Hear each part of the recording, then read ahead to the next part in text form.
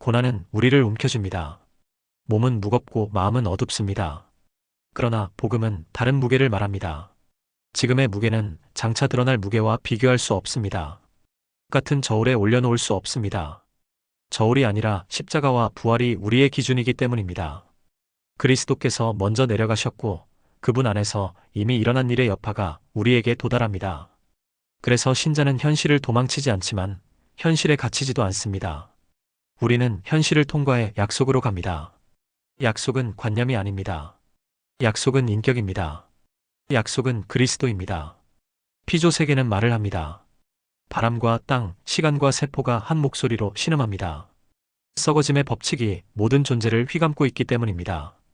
그러나 성경은 이 신음을 절망의 음으로만 듣지 않습니다. 해산의 신음입니다.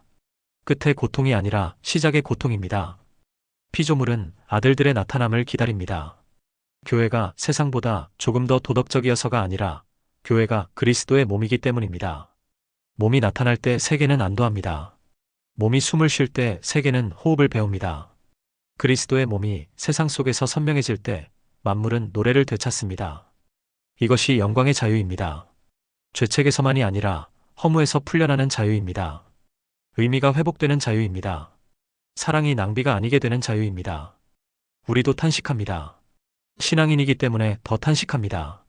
성령의 처음 익은 열매를 받았기에 아직 오지 않은 충만을 더 선명히 그리워합니다. 거룩을 맛본 사람은 죄를 더 아파합니다. 새하늘을 본 사람은 땅의 상처를 더 선명히 봅니다. 그래서 신자의 탄식은 패배의 울음이 아닙니다. 기다림의 호흡입니다. 양자됨의 완성을 향한 호흡입니다. 몸의 속량을 향한 호흡입니다. 하나님은 우리의 영혼만이 아니라 우리의 몸을 구원하십니다. 구원은 도피가 아니라 회복입니다. 육체는 버려지는 껍질이 아니라 영화로 옮겨질 성전입니다. 이 믿음이 있을 때 우리는 몸으로 사랑하고 몸으로 섬기고 몸으로 예배합니다. 몸으로 울고 몸으로 웃고 몸으로 소망합니다. 소망은 보이는 것에 묶이지 않습니다. 보이는 소망은 계산이고 보이지 않는 소망은 신뢰입니다. 신뢰는 시간을 필요로 합니다. 그래서 우리는 참음으로 기다립니다. 참음은 인내보다 깊습니다. 인내가 버티는 시간이라면 참음은 의미를 품는 시간입니다. 의미를 품는 자는 서두르지 않습니다. 의미를 기다리는 자는 포기하지 않습니다. 교회는 기다림을 훈련하는 학교입니다. 예배는 기다림의 리허설입니다. 우리는 말씀을 듣고 성찬을 받고 서로를 붙들며 다시 기다림의 자리로 돌아갑니다. 오늘의 기도가 내일의 응답을 강요하지 않습니다. 오늘의 기도는 내일의 하나님을 소망합니다. 그 기다림 속에서 성령께서 일하십니다. 우리는 무엇을 어떻게 기도해야 할지 모를 때가 많습니다.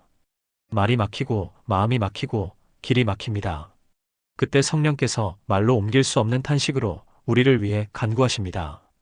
우리의 기도 이전에 하나님의 기도가 있습니다. 우리의 탄식 아래에 성령의 탄식이 있습니다. 우리의 약함 위에 그분의 도우심이 있습니다. 그러므로 기도는 부담이 아닙니다. 기도는 짐을 바꾸는 일입니다. 내가 짊어진 해석을 내려놓고 하나님이 해석하시게 맡기는 일입니다. 기도는 뭔가를 끌어내는 주문이 아니라 이미 일하시는 분께 마음을 정렬하는 순종입니다. 그래서 기도의 첫 문장은 아버지이고 마지막 문장은 아버지의 뜻입니다. 여기서 우리는 흔히 사랑하는 한 문장을 듣습니다. 모든 것이 합력하여 선을 이룹니다. 이 말씀은 운수대통의 주문이 아닙니다. 선은 편안함이 아니라 그리스도를 닮아가는 선입니다. 결과가 내 뜻대로 되는 것이 아니라 내가 하나님의 아들의 형상을 본받게 되는 것입니다. 선의 정의가 바뀌면 해석이 바뀝니다. 해석이 바뀌면 삶이 바뀝니다. 그래서 어떤 실패는 우리를 더 깊은 진실에 데려가고 어떤 눈물은 우리를 더 맑은 사랑으로 데려갑니다. 합력의 주어는 상황이 아니라 하나님입니다. 합력의 목적은 성공이 아니라 형상입니다. 하나님은 당신의 백성을 아들의 모습으로 이끄십니다. 그 길에 낭비는 없습니다. 그 길에 우연은 없습니다. 하나님은 미리 아시고 미리 정하시고 부르시고 의롭다 하시고 영화롭게 하십니다. 복음은 고아한 우연 속에 우리를 내버려 두지 않습니다. 시작도 하나님, 과정도 하나님, 끝도 하나님이십니다. 이 연쇄는 끊어지지 않습니다. 우리의 손이 아니라 하나님의 손에 걸려있기 때문입니다.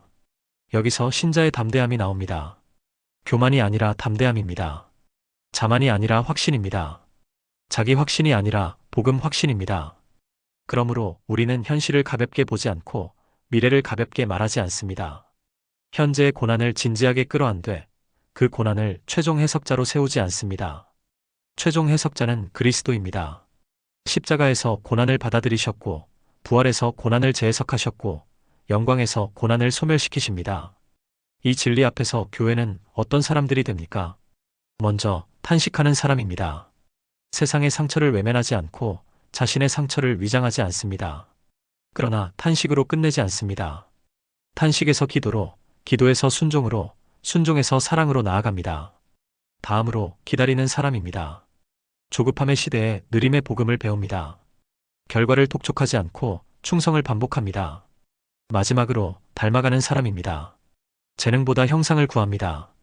성취보다 성품을 구합니다. 성공보다 거룩을 구합니다.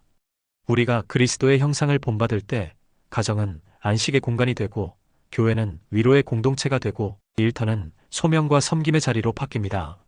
세상은 이 변화를 봅니다. 그리고 아직 이름을 모르는 소망을 느낍니다. 목회는 이 길을 함께 걷자고 초대하는 일입니다. 설교는 이 소망을 기억하게 하는 일입니다. 성례는 이 약속을 맛보게 하는 일입니다. 치유는 눈물이 닦여지는 날까지 함께 우는 일입니다. 선교는 영광의 자유를 아직 모르는 자리로 자유의 소식을 들고 가는 일입니다. 양육은 아들의 형상으로 빚어지는 느린 공정을 포기하지 않는 일입니다. 교회의 모든 사역은 이 한 문장으로 수렴됩니다. 그분을 닮아가는 사람을 세상 속으로 보낸다. 이것이 우리의 계획표이고 우리의 예산이며 우리의 축복입니다. 그러니 오늘도 우리는 다시 호흡합니다. 한숨으로 시작한 호흡을 기도로 바꾸고 찬양으로 마칩니다. 보이지 않는 소망을 붙들고 보이는 현실을 섬깁니다. 성령의 탄식 아래서 우리의 탄식을 들려드립니다. 그리스도의 형상 앞에서 우리의 상처를 맡깁니다. 아버지의 예정 안에서 우리의 걸음을 떼어놓습니다. 그리고 이 고백으로 하루를 묵습니다. 지금의 고난은 영광과 비교할 수 없습니다. 모든 것은 그리스도 안에서 선을 향해 흐릅니다. 우리의 끝은 영화입니다.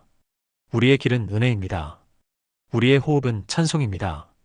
우리의 삶은 그분의 형상입니다. 주여, 우리를 그렇게 빚으소서. 탄식의 사람을 소망의 사람으로, 기다림의 사람을 사랑의 사람으로, 오늘의 우리를 아들의 형상으로,